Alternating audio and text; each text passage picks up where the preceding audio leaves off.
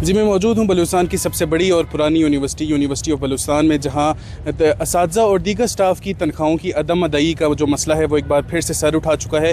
और यहाँ पर जो है स्टाफ और असातिज़ा को जो है 2 महीने से ज़ायद का वक्त गुजर चुका है, जो है इनको तनख्वाहों की अदायगी नहीं की गई, जिसकी वजह से ये काफ़ी परेशान हाल हैं। उनके घरों में भी जो है फागा करने की नौबत आ चुकी है। मज़ीद जानते हैं यहाँ पर मौजूद स्टाफ से कि उनका इस सूरत हाल के बारे में मज़ीद क्या कहना है। तो हमारी तनख्वाहों का जो मसला है, असल में सूबाई गवर्नमेंट ने CM साहब, वज़ीर आला सरफराज बुगटी साहब ने जो है वो फ़ंड तो जारी कर दिए हैं, लेकिन बहुत लेट हो चुका है कि रमज़ान का महीना गुजर गया, ईद गुजर गया, अब स्कूल खुल गए और बच्चों की जो सूरत हाल है वो इंतहाई बार बार हमारे स्कूलों से हमें नोटिसें मिलता है मुलाजमीन को।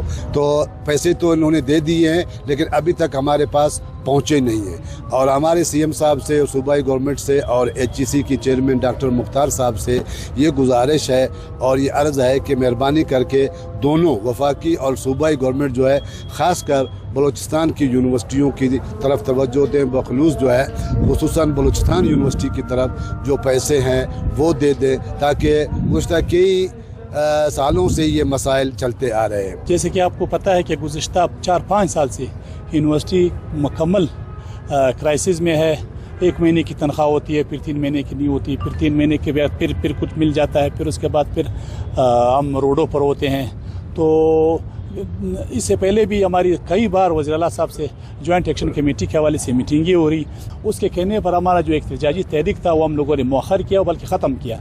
मगर उसके बावजूद आप देख रहे हो कि हमें 1 महीने की तनख्वाह मिलती है, फिर 3 महीने के लिए फिर हम उसके बाद रुलते हैं। इसका कोई प्रॉपर हल न HEC इस्लामाबाद ने ढूंढा है और न ही हमारी सूबाई हुकूमत जो है सूबाई HEC ना उन्होंने बनाया है, ना और इसका प्रॉपर इन्होंने कोई हल निकाला। जी जैसे कि हमने जाना, असातिज़ा और दीगर स्टाफ का कहना है कि गुज़श्ता कई सालों से हर 1 से 2 माह बाद जो है यही मसला जो है तनख्वाहों की अदम अदायगी का मसला जो है सर उठा लेता है, जिसकी वजह से ये लोग काफ़ी परेशान हाल हैं।